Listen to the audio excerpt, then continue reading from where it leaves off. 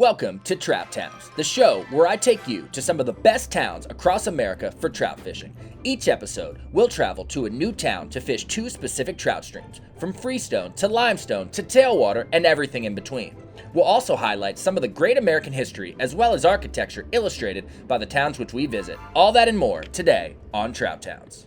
On this episode of Trout Towns, we're in Boiling Springs, Pennsylvania, your home base for fly fishing the world-renowned Yellow Breeches Creek and some of the other varied waters in the Cumberland Valley region. Our first stop on this trip will be to the Yellow Breeches. This 50-plus mile-long limestone spring-influenced, wild and stocked, low-gradient trout stream is our premier must-visit fly fishing destination in south-central Pennsylvania. We'll then explore one of the few Cumberland Valley freestone streams with naturally reproducing brown and brook trout, all surrounded by tens of thousands of acres of state forest and other public lands. While in town, we'll explore Boiling Springs' rich historical past. Dating back to the mid-18th century, this town was well known for iron production, utilizing the extensive springs, which were later used to make Boiling Springs a destination resort community in the late 19th century. We'll also highlight some of Boiling Springs' well-maintained historic architecture. With styles ranging from late Victorian and Federal, this small town punches well above its weight with respect to aesthetic beauty. Please join me today as we fish, explore, and embrace our very next trout town in Boiling Springs, Pennsylvania. Boiling Springs is located in Cumberland County, Pennsylvania, part of the Harrisburg-Carlisle Metropolitan Statistical Area, and a quaint how do you do. Boiling Springs gets its name from the natural artisan well springs located in and around town. Boiling Springs even ranks 7th in size compared to all other springs in the Commonwealth of Pennsylvania.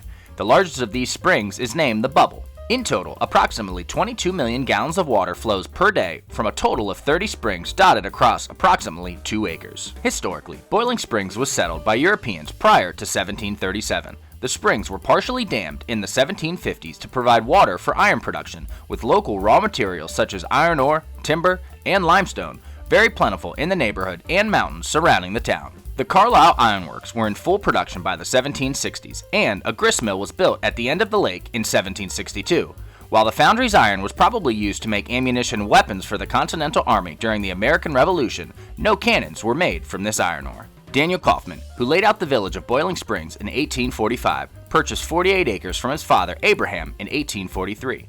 He built this 301 Front Street home in 1880, and it still stands to this day. Kaufman and Boiling Springs played a role in the Underground Railroad. Kaufman was an Underground Railroad agent from 1835 to 1847. The Underground Railroad asked him to set up a necessary stopover between Shippensburg and Harrisburg. In the mid-18th century, a grist mill was built by Michael Edge on the southeast shore of the lake to provide flour and grain for the ironworks.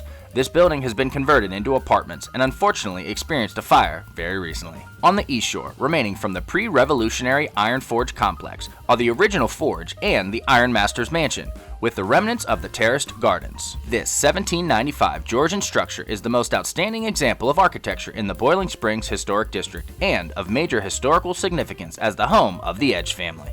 The area in and around the lake was a recreational location as early as 1875 when a steam launch began to operate to carry picnickers down the mill race to Island Grove on Yellow Breeches Creek. In 1895, a trolley car line was added running from Carlisle to Harrisburg. The Valley Traction Company leased the lake in 1900 and built a park as a destination to passengers on their trolleys. Boiling Springs became a resort community with travelers coming to picnic and boat on the lake. The trolley was operated until around 1930. A picturesque, natural stone three-arch bridge was built in 1854, and it stands behind the old mill spanning Yellow Breeches Creek. This limestone trout stream has developed a national reputation for fly fishing. Where Children's Lake runs into the Yellow Breeches, a 1-mile stretch of water known as the Junction provides quality catch-and-release fishing year-round. Limestone bedrock streams are rich in minerals, which serve as the basis for the trout's food chain and contribute to healthy growth rates for trout. If you're looking for fly fishing supplies or hiking essentials, don't forget to check out TCO Outdoors when you're in Boiling Springs, no affiliation. Boiling Springs is near the approximate halfway point on the 2,200-plus mile Appalachian Trail, and in 2010, the Appalachian Trail Conservancy started recognizing towns near the trail that are assets to hikers and the trail. As of 2012, Boiling Springs is one of 23 designated Appalachian Trail communities. The Mid-Atlantic Regional Office of the Appalachian Trail Conservancy is located at 4 East 1st Street in Boiling Springs. sharing space with the Boiling Springs Appalachian Trail Information Center. The nearby Allenberry Resort Inn and Playhouse is a wonderful venue for wedding receptions, dining, and fly fishing, as this is an Orvis-endorsed fly fishing lodge. Allenberry's history stretches back into the 1700s. Relatives of Davy Crockett found the land, and original constructions from the Crockett ownership remain on the property to this day. Fast forward to the 1800s, George Beltshoover purchased the property and further developed the land to prosper agriculturally. In 1928, both Fairfield Hall and the mansion were repurposed. Today, both the mansion and Fairfield Hall continue to serve as timeless landmarks and remind us of Allenberry's pastoral heritage. The Boiling Springs Tavern is a restaurant in downtown Boiling Springs and a popular dining destination. Parts of the tavern, which is located along an old stagecoach route, date back to 1832. Now, with that brief history provided, let's go give the Yellow Breeches the old college try.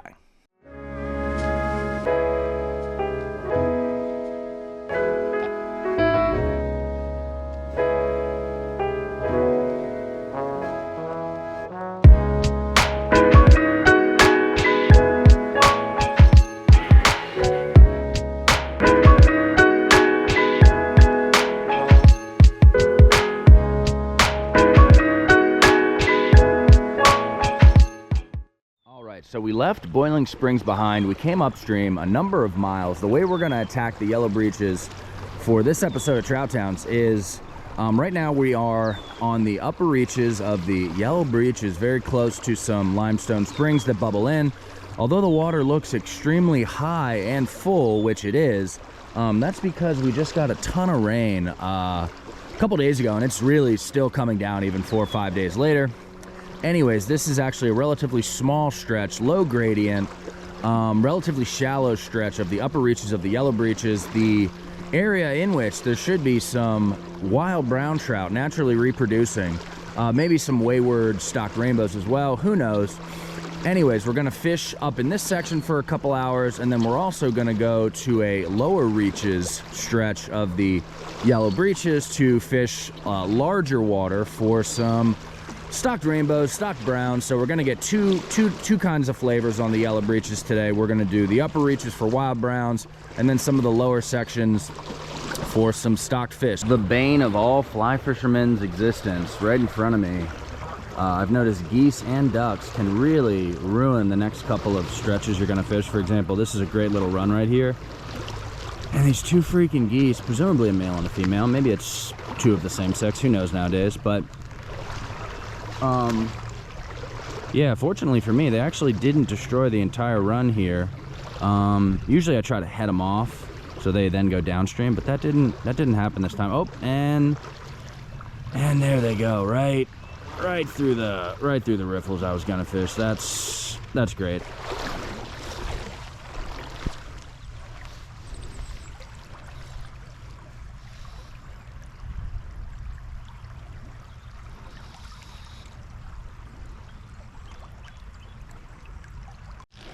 All right, we just got a wild brown. Feels pretty good. For a wild brown here, feels pretty good. Maybe like 10 inches, nothing crazy, but not bad. We'll see if we can get him over here. Hit a woolly bugger. Haven't really got a chance to, oh, dude, that's pretty decent, dang. That might be like 12 inches. That's nice for this section of the stream. Oh, there he is. Oh, he's taking some drag, dang. Dude, he's taking some drag. That's not bad, man.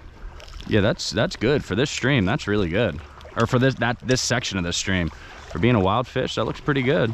Unless he's a stalker that just got in here somehow. Thought they only stocked rainbows around here, but what do I know? What do I know? Not a lot. All right, let's get him in here. Let's get him in the net. Oh, got him. All right. Yeah, so that actually might be a stalker. Stock brown, not sure, but that's okay. Probably yeah, dude, that actually is a stalker. I thought they only stocked rainbows above here, but not in here. I usually almost exclusively catch wild browns in this section, but that's okay. So let's get the hook out of them, take a look at them. All right, so something of a shocker stalker. I've fished this stretch dozens of times over the years, and I would say 95% of the fish I'm catching are small to medium sized wild browns. This is definitely a stalker, but that's okay, we'll take it. Nice stock stalker. Let's get him right out of here. Let's get him out of here.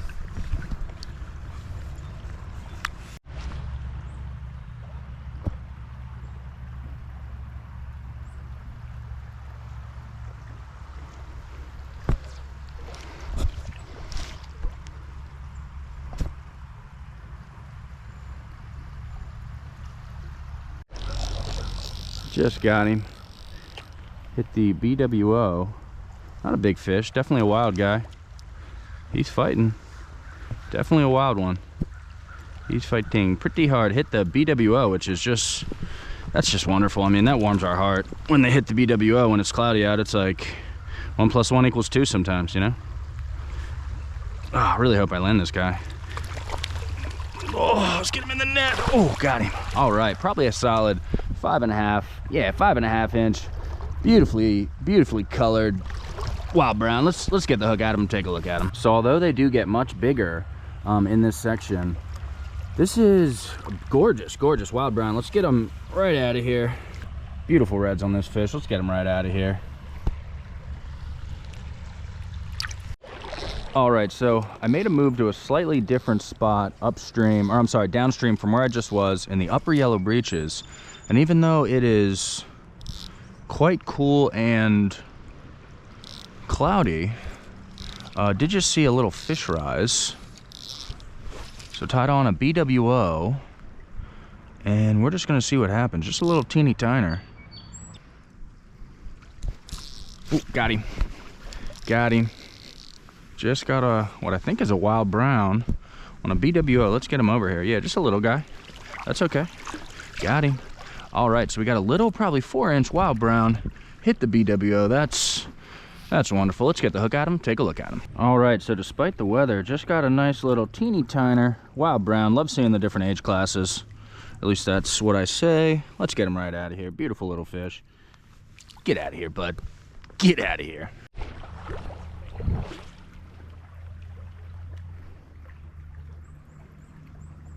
Just got a little teeny tiner. Let's get him over here. Not even gonna net him. Wet my hands. Oh, beautiful little teeny tiner. Let's get the hook out of him. Let's get him right out of here.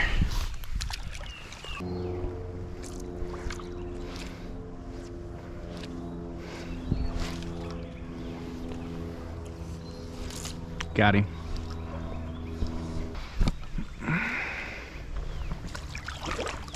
Oh, got him. Let's get the hook at him, take a look at him. Another beautiful cookie cutter, probably about 4-inch wild brown trout. Let's get him right out of here. Let's get him out of here. Gorgeous yellows on this fish on the underbelly. Really nice. Let's get him out of here. So lots of wild browns. That's good to see. We like seeing that. Just got another one. Another wild brownie. It's the magic hour.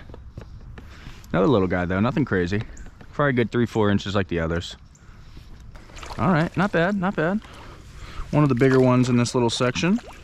Probably about 4.5, 5 inches, maybe. Wet my hands. Yeah, it's not bad. Not bad. Not bad little fish. Let's get him out of here. So I finally got my wife to watch Top Gun 2, Top Gun Maverick, like last night, and man, am I really pumped on America. Really gets you jazzed up on being an American. I mean, we are the best. You know, not in every category, but I think everything taken together. Per capita GDP, you know, natural resources, democracy, freedom. I think we're still the best despite all of our flaws, but yeah, she did not like it. I was like, are you kidding me? She's like not a big Tom Cruise Scientology type fan, and I'm just like, dude, the man is he's an American action hero, you know? He's like the last great movie star we have. All right, so the dry fly bite has turned off for the time being.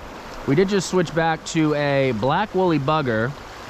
We got some really nice, deeper riffles, and we're just gonna see what happens. Just got a fish. Hit a black woolly bugger. Feels okay. Feels okay. I don't know if it's a stock brown or a wild brown.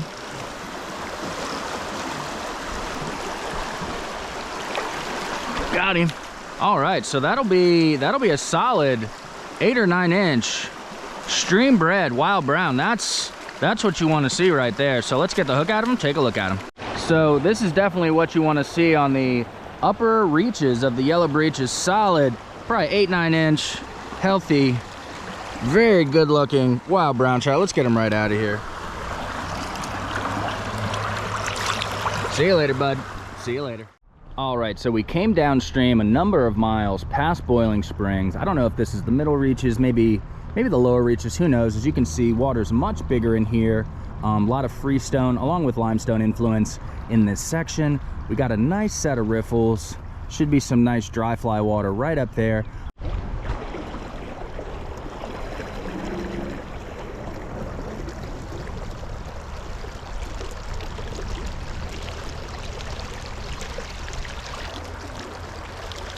Oh, he's pulling drag. He's pulling drag. Let's try to corral him over here. He's in some riffles, so I can't tell if it's a good fish or not, or what. Hit kind of like an upside down Euro nymphing type nymph that I have that I almost never use. It kind of looks like an upside down Prince nymph, I guess, a little bit. Not quite. But yeah, he just slapped that. Oh, he's fighting. He's fighting. Looks like a brown. Looks like a brown town. That's cool. Let's get him over here. Hold on, bud, hold on. Oh, got him. All right, so let's get the hook out of him. Take a look at him. All right, so not a lot of crazy colors on this fish as far as red spots, but really beautiful yellow underbelly and red in the adipose fin. I'm thinking this is a wild guy. I could be wrong. I've been wrong so many times in the past. The fins don't look stunted either. This looks like a good fish. It's probably a stalker. What am I saying? But there is red in the adipose fin. Anyways, we're gonna get this fish. Probably a stalker. I'm wrong. Let's get him right out of here. See you later, bud. All right, so we got one stock brownie under our belt on the lower Yellow Breeches. We're coming up on what looks like a really nice set of soft, potentially deep set of riffles. I did just tie on a large size olive colored woolly bugger. So we're gonna try to nymph this stretch.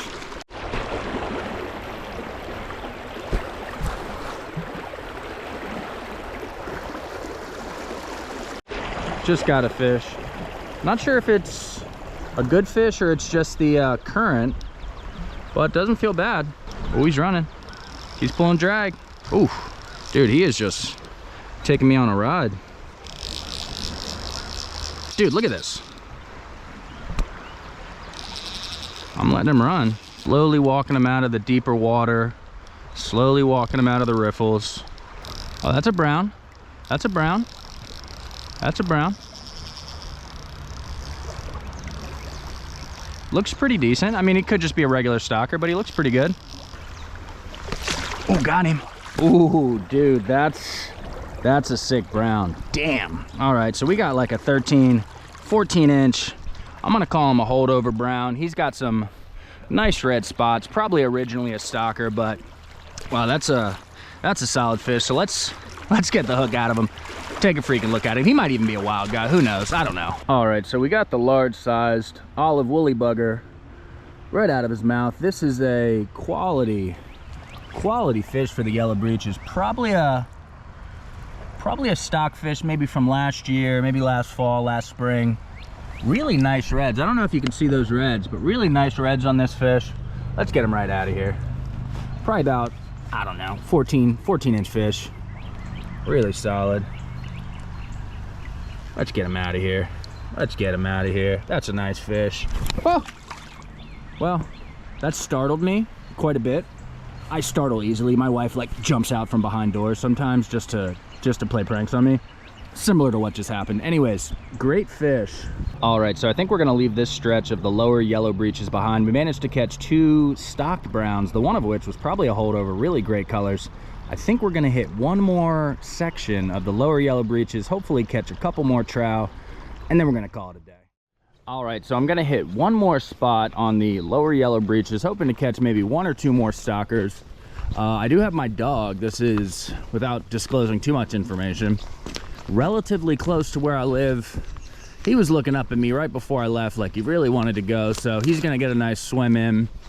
Hopefully he will not scare all the fish. Anyways, we got the lower Yellow Breeches on our right. This is not a very popular section, which is wonderful because it is relatively close to opening day and the breeches are getting swamped. So anyways, last spot we're gonna hit. And yeah, let's get out here and see what happens. All right, so we just got to some calm water. None of my other nymphs have been working, so I just tied on a green, kind of olive colored woolly bugger. I don't have any black woolly buggers left. I seem to lose those quite often. And we're just gonna see what happens. Just got a fish. Just got a fish. Let's try to get him over here. I don't know if it's a stock brownie or a stock rainbow, but it is a trout, I do believe. Hopefully we don't lose him like a loser. I think it's a bow. Yeah, nice little stock bow. We'll take it. We'll take it. We'll take it. Got him. All right, so let's get the hook out of him. My dog loves it. Let's get the hook out of him. Take a look at him. All right, so we just got a feisty stock rainbow trout. Pretty cookie cutter size, 10, 11 inches. Pretty good colors though, not gonna lie. Pretty decent colors. Let's take a look at him quick here. All right, let's get him right out of here. Get out of here, bud. Get out of here. All right, so we got that one rainbow. Been fishing these riffles. I'm starting to work downstream. Some nice soft water right over here that maybe there's a fish in. Who knows? Oh, got him. Got him. Got him. Got him. That's a brown. That's a brown town. He's fighting pretty hard. I'm just trying to body him over here. Seemed like a decent size. I mean, probably just a regular stalker, but we can hope. We can hope. Trying to get him out of these fast-moving riffles. Haven't really gotten a good look at him yet. Oh, there he is. Decent looking brown. Probably just a stock stalker. That's okay. Wish I had a bigger rod than my 4 weight. Oh, got him. All right, so it is a stalker, but ooh, hold the phone. Hold the phone. Probably a stalker, but some nice reds on this fish. Really nice red spots, surprisingly. And I guess it could be a wild guy. We're gonna do a little investigation here in a second. So let me get the hook out of him. Take a look at him. All right, so we just got a brown trout on the olive-colored woolly bugger here on the lower Yellow Breeches in some nice soft water, right next to some riffles of unknown origin. I don't know if this is a stock brownie or maybe a holdover, let's say. Actually, it's not big enough really to be a holdover. But let me just show you the spots on this guy. His fins look pretty good as well. They're not really stunted at all, dude. Look at the reds on this fish. Really, really solid reds. You tell me. Some red in the adipose, probably a stalker. Let's get him out of here. Nice like 12, 13 inch, maybe stock, maybe wild brown. That's great. All right, so with night slowly descending upon us, we're gonna quick wrap up. So we fished the upper reaches of the Yellow Breeches, managed to catch some nice wild brown trout. We then transitioned to some lower stretches, skipping the middle, and caught primarily some stockfish, maybe one wild brown perhaps. And honestly, we barely scratched the surface. This stream is 60 plus miles long, dozens and dozens of miles of open water available to fish. So yeah, I mean, this is one of the top 10, probably like 8, 9, 10 trout streams in all of Pennsylvania. Really love the breeches, home waters for me. Anyways, now that we're done fishing, let's head back to Boiling Springs. The Boiling Springs Historic District is a national historic district located in Boiling Springs, Pennsylvania, in Cumberland County. The district includes 127 contributing properties, 1 contributing site, and 1 contributing structure associated with its role as an early iron manufacturing center and surrounding residential areas of Boiling Springs. Most of the contributing buildings date back to the mid-19th century, starting in 1845, with a few dating back to an earlier period of development. The oldest building remaining is the grist mill, built in 1750. Also, the ironmaster Michael Edge's mansion, built in 1795. In addition, we have the restored Boiling Springs Tavern, originally built in 1832.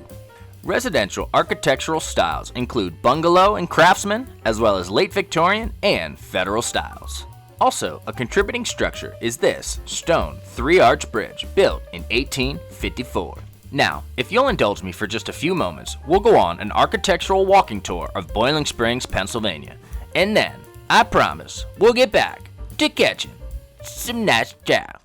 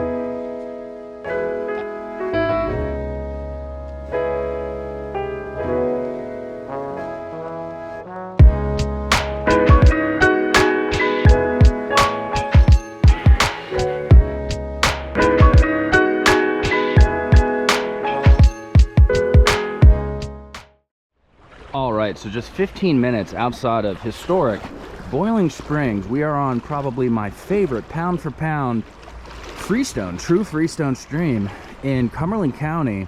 As you can see, this is at least in this specific section, this is a pretty good sized, I would say medium sized Freestone stream.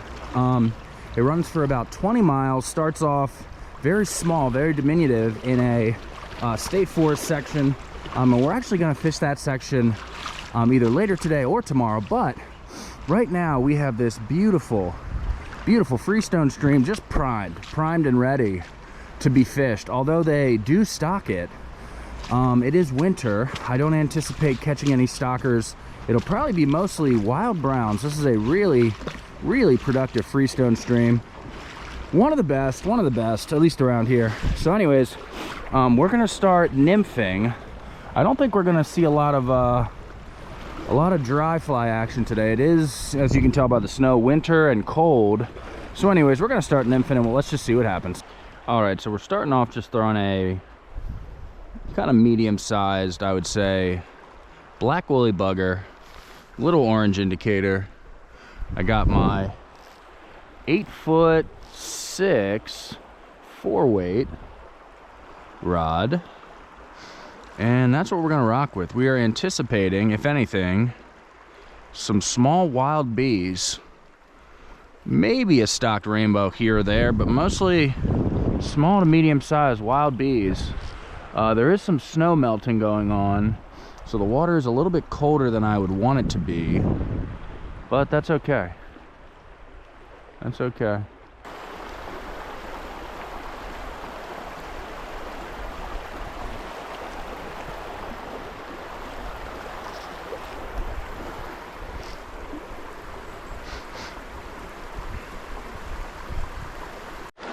All right, just got a fish. Feels pretty good too, dude. If this is a trout, this feels pretty good. Oh yeah, dude. Again, if it's a trout, it could be some type of fall fish or something. Seems pretty decent. Oh, that's a brown. That's a pretty good sized wild brown for this stream. Nice wild bee. Oh, dude, that's probably a solid 12-incher. That's a footer. Oh, let's get him in the net. Ah! Oh. All right, we got him. We freaking got him. All right, that's a beautiful wild brown town. Let's get the hook at him, take a look at him. All right, so as far as wild browns on this stream, to my knowledge, this is some of the better ones you're gonna get. This is probably a solid 12-inch fish, really solid. Beautiful wild brown, excellent colors. Red in the adipose fin. Let's get him right out of here. Get out of here, bud. Get out of here.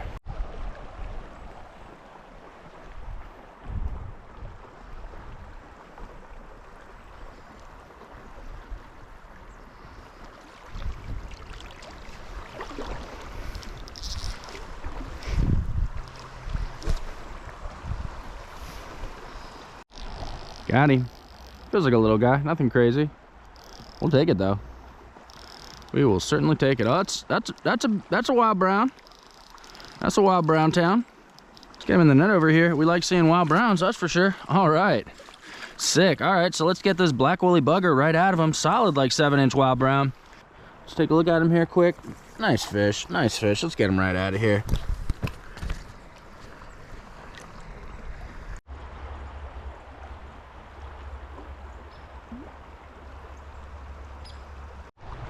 Just got another fish. Feels like a little guy. Real little guy. Teeny tiner. Teeny tiner.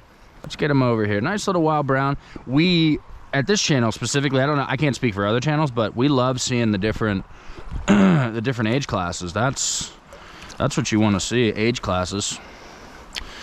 Yep, so let's take a look at this guy. Let's get the hook out of him first. Ooh, beautiful little wild brown. Beautiful reds, beautiful reds. Get out of here, bud. Get out of here. All right, so we got 3 fish so far. I think we're gonna push, like this is about a 20-mile long stream, Freestone stream, emanating out of some state forest lands. We're probably on mile like 18 or 19. This is, you know, some of the biggest water you're gonna see on this stream. But I think we're gonna push in maybe, you know, 10, 15 miles to get to some of the upper reaches of the stream. It is getting later in the day, so maybe we'll pop over there like tomorrow. But I am gonna keep pushing up just a little bit, so let's see if we can maybe catch like one more, and then we'll call it a day, and you know, we'll call it a day. Just got another little guy here. Just a little teeny tiner. They are loving this black woolly bugger though. That's great. Let's get the hook at him here. Oh, hold on, bud. Hold on. Wet my hands. I know people love it when I say that, so I'm just gonna keep saying it because it's funny to me. All right, got the hook out of him. We're taking a look at him. Get out of here. Little wild brown. He was itching to get out of my hands, and I was ready to oblige. So cool. Yeah, that's number 4, and we're gonna get out of here real soon. All right, so fast forward a couple of days and some heavy rain. We are now up in the State Forest section of this beautiful Freestone stream just outside of Boiling Springs, Pennsylvania, in Cumberland Valley. So although the stream looks relatively wide here, this is a small, narrow, brushy, difficult to fly fish and cast in section of this beautiful Freestone stream. So the plan is, with water levels high, it is morning, we're probably going to be nymphing, throwing out, you know, streamers, woolly buggers, etc. If we could pick off just a couple wild browns, maybe even a native brook trout, that would be wonderful. So anyways, yeah, beautiful day. Let's get out here and see what happens.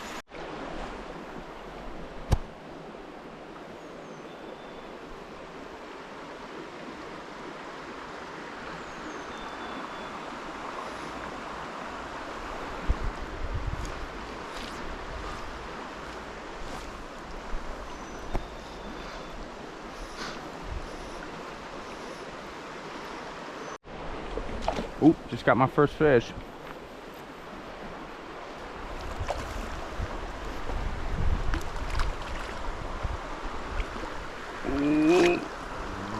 Got him. Got him. All right, so we just got a nice, probably 7-inch wild brown. Real nice. So let's get the hook out of him, take a look at him. All right, so we just got a gorgeous little, probably 7-8-inch wild brown trout. Pretty nice for this section of this stream. Let's quick take a look at him here. Ooh. Beautiful, beautiful fish. Really, really gorgeous fish. Let's get him right out of here.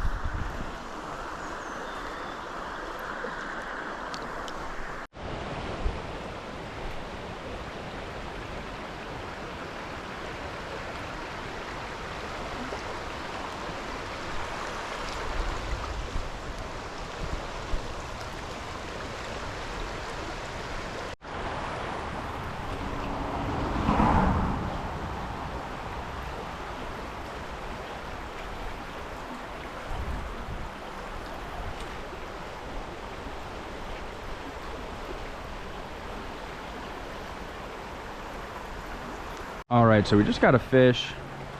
Looks like, I don't know if that's a brook or a brown. I think it's a brook, actually. Yeah, that's a decent sized brookie. That's a 5 or 6 inch brookie.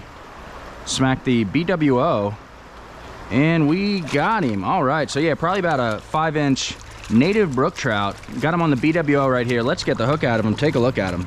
All right, so we got a quality for this section of this stream, quality brook trout, probably about 5-6 inches. Really beautiful colors. Let's get them right out of here. Beautiful fish. Absolutely gorgeous fish. Let's get them right out of here.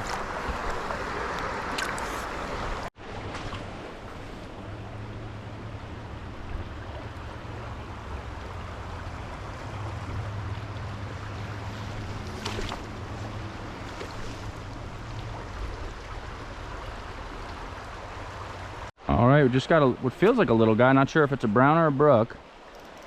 Definitely on the small side from what it feels like. Oh, no, it's not bad. Not bad. That's probably a good 5-inch wild brown. Let's get him over here. Hopefully we can get him in the net. And we got him. All right, excellent. So hit the BWO again. That's great news. Probably about a 4 or 5-inch wild brown. We'll certainly take it. Let's get the hook out of him. Take a look at him. All right, let's get this beautiful wild brown right out of here. See you later, bud. All right, so after having an excellent time on the lower reaches and just now the upper reaches of this beautiful Freestone stream, Specifically up here, we got one really nice native brook trout, a couple wild browns. But anyways, that's all we got from this stream. From all of us here at Trout Towns, and by all of us, I sadly just mean myself, we'd like to thank you for watching today's episode. If you have any other trout towns you'd like me to visit, please drop me a comment in the comment section of this video. Also, if you enjoyed this video and would like to see me visit other trout towns across this great country, please consider subscribing to the Traveling Trout Co channel to give my life meaning. Also, go ahead and tap that like button. Just give it a tap. Trout Towns, brought to you by Traveling Trout Co, a company that's not really a company in any meaningful or significant way. Stay trouty, folks.